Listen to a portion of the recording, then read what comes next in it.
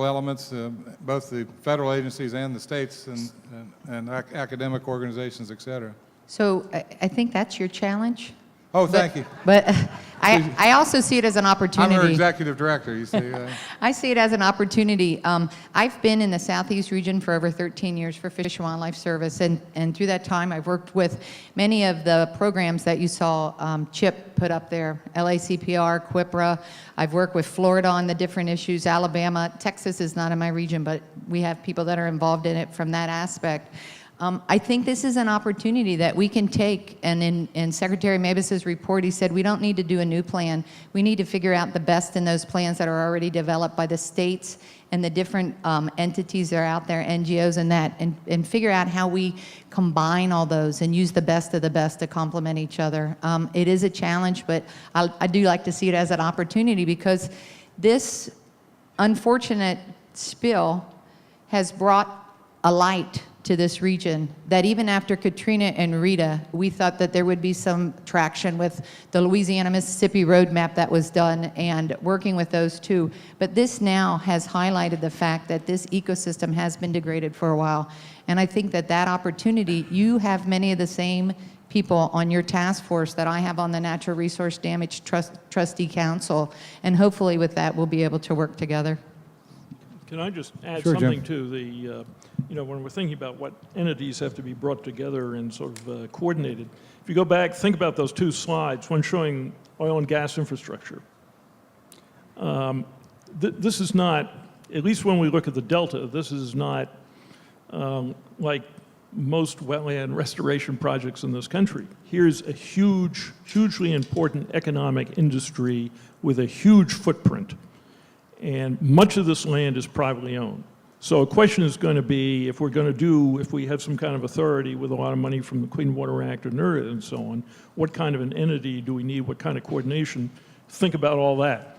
The other is, think about that slide of the plumes of the river on April 29th, 2008.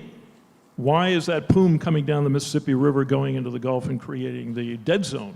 It is because Congress in 1928 authorized the Corps of Engineers, and I think General Walsh is going to be in the next panel, authorized the Corps of Engineers to engineer the Mississippi River and its tributaries, from the tributary dams all the way to the navigation levees going down virtually into the Gulf, for flood control and navigation. That authority still exists today. And it is hard to imagine how this ecosystem is going to be restored without some major changes in that system. And indeed, those very missions are being undermined by the collapse of the Delta.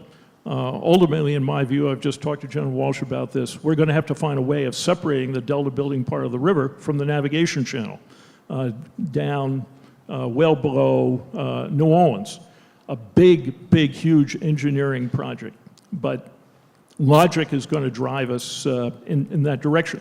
So who is the Corps of Engineers going to continue to have authority over flood control and navigation in the Mississippi River? Do we need new direction from the Congress of the United States to say what the role of restoration is in that, how the system is going to be re-engineered? That's all going to have to be part of it if we're going to spend these billions of dollars in oil spill civil penalties well.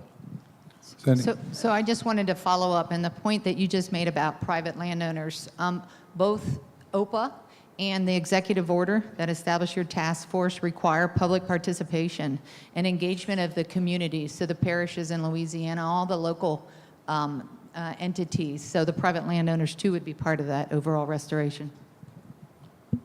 We're also charged to coordinate with the Cindy mentioned the many studies that are already out there, but with the National Ocean Council, with the Hypoxia Task Force, the Gulf of Mexico Alliance is doing a lot of work already in the Gulf in conjunction with the Gulf of Mexico program. So there are a lot of partners we need to work with, and the Corps is a member of our task force as well. And that's I think something that's very important is that not only do we have the task force with a lot of agencies and states working on it, we're modeling that at the staff, because we've got agency folks from all of the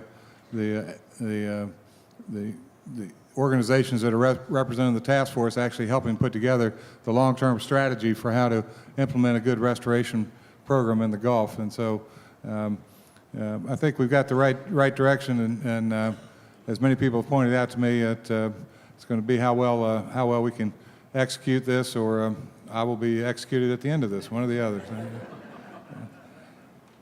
Pete, I don't know how much more time we've got. Is Pete still here? I can't see him he was over there. We're going to keep going until somebody stops me, because I got some other questions. I had a couple questions on the role of ecosystem value and ecosystem services. Steve, is that one and the role particularly in relation to NERDA, but in looking at some of these issues we've talked about? That's a great question. I want to point out that Congress in the last budget it actually passed put a provision in a supplemental for a study of natural resource valuation losses due to the oil spill, and so that there's a brand new ocean policy group that is under the Ocean Study Board that will be impaneled to do this, and Larry Mayer from University of New Hampshire will be chairing that. And their charge is actually to look at ecosystem valuation losses due to the oil spill. That being said, I think this is going to be one of the fundamental mechanisms that we use going forward to sort out the types of restoration activities that we probably want to do, and that is, where do we get the most bang for our buck? And so I think combining not only the natural sciences but also the decision sciences together in something that is more broad-based is, I think, a classic case of application of an ecosystem approach to this. Cindy, did you want to take on? Okay. Well, just one big ecosystem service, of course, for the wetlands, particularly the Delta, is storm surge modification.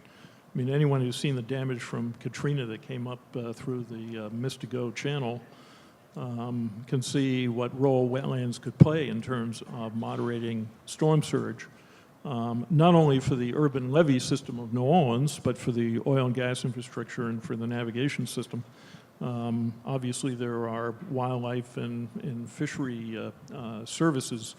There have been some recent studies done indicating what, based on USGS data and ERDIC data, what kind of moderation of storm surge and wave height is possible with different kinds of wetland systems. But the benefits of that on the long term are huge, and the Mississippi River is probably the most powerful natural force we have in this country to combat the effects of sea level rise, at least in part of the coast. If I could expand on that a little bit. In the last 5 years, we've had two basically improbable events in the Gulf, the Hurricane Katrina and this. And so in order to get a better handle on this and certainly build up the resilience of the ecosystem, we really need to understand this in a risk format.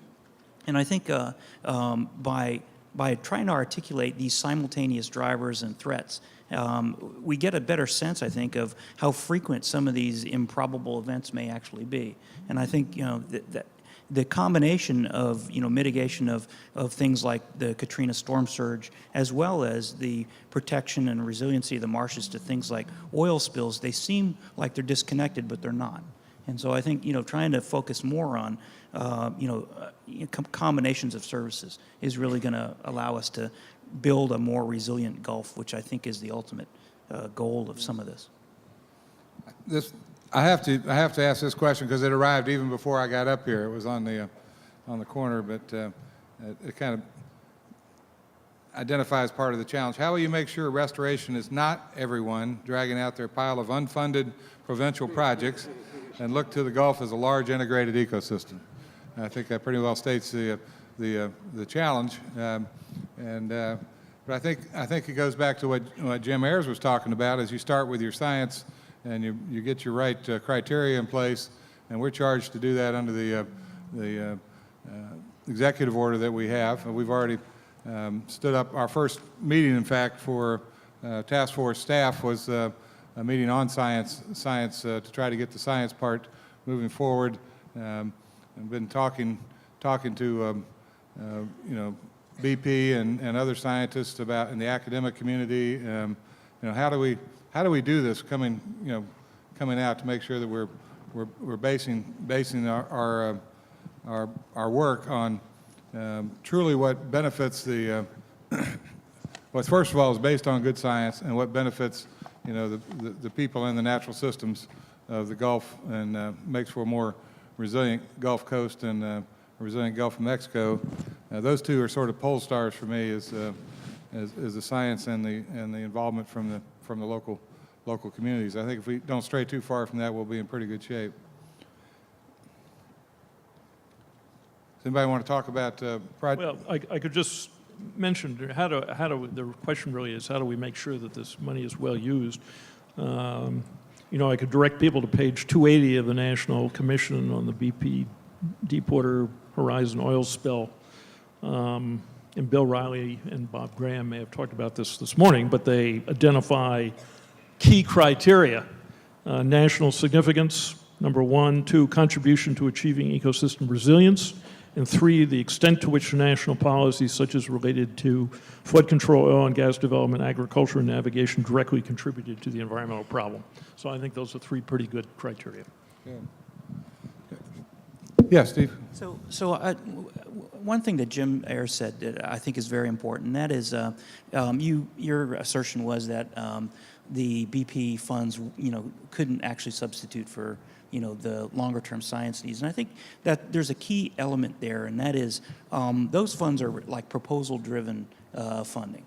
And I think what you're emphasizing is that in order for us to really get a long-term, you know, science program that would be